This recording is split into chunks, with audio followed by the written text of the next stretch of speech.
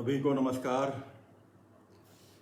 और आज होलिका दहन की सभी को बहुत बहुत बधाइयाँ। क्यों मनाते हैं हम होली क्यों मनाते हैं और होलिका का दहन क्यों करते हैं, इसके पीछे क्या कहानी है आप सब जानते हैं। हमने सुना है कि हिरण्यकश्यप नाम का एक बहुत बड़ा राक्षस था, बहुत महत्वाकांक्षी था, आगे बढ़ने की उसको बहुत ललक रहती थी।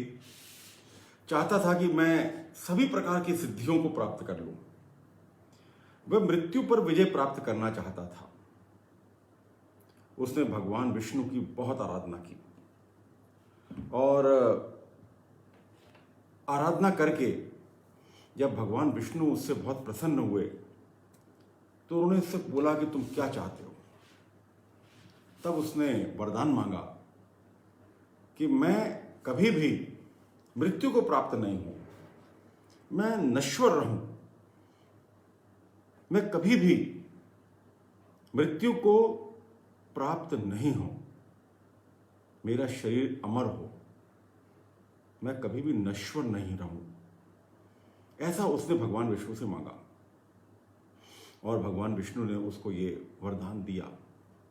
मगर इस वरदान को प्राप्त करने के बाद वे बहुत आतताई हो गया। उसका जो बेटा था प्रहलाद, वे भगवान विष्णु का परम भक्त था और उसके पिता हिरण्यकश्यप तो अब भगवान विष्णु की भी अवहेलना करने लग गए थे। वे अपने आप को भगवान समझने लग गए थे। ये चीज प्रहलाद को बहुत बुरी लगती थी। हिरण्यकश्यप चाहता था कि सब लोग उसकी बात को माने, सब उसके दिखाए रास्ते पर चलें और वो जैसा चाहे वैसा करे। पर प्रहलाद कभी भी उनकी बातों को मानता नहीं था। हिरण्यकश्यप परेशान हो गए और उन्होंने निर्णय लिया कि मैं प्रहलाद को मार डालूंगा। अब उसे मारा कैसे जाए, क्योंकि उनका बेटा था। तो उन्होंने अपनी बहन का सहारा लिया। उनकी बहन होलिका, उसको एक वरदान था, उसको एक दुशाला प्राप्त था, जिस दुशाले पर अग्नि कोई भी अपना प्रभाव नहीं छोड़ सकती थी। उनको याद आया कि होलिका के पास ये दुशाला है। उन्होंने होलिका को कहा कि तुम क्यों ना आखेट करती हो, तुम प्रहलाद को अपनी गोदी में लेकर और अग्नि में बैठ जाओ, तुम्हें तो कुछ नहीं होगा, पर प्रहलाद खत्म हो जाएगा। होलिका ने पहले तो इसका विरोध किया, क्योंकि वो अपने भतीजे से बहुत प्यार करती थी। वे ऐसा कुछ भी करना नहीं चाहती थी, मगर उसकी कुछ भी नहीं चली और वे प्रहलाद को लेकर अग्नि में बैठ गए।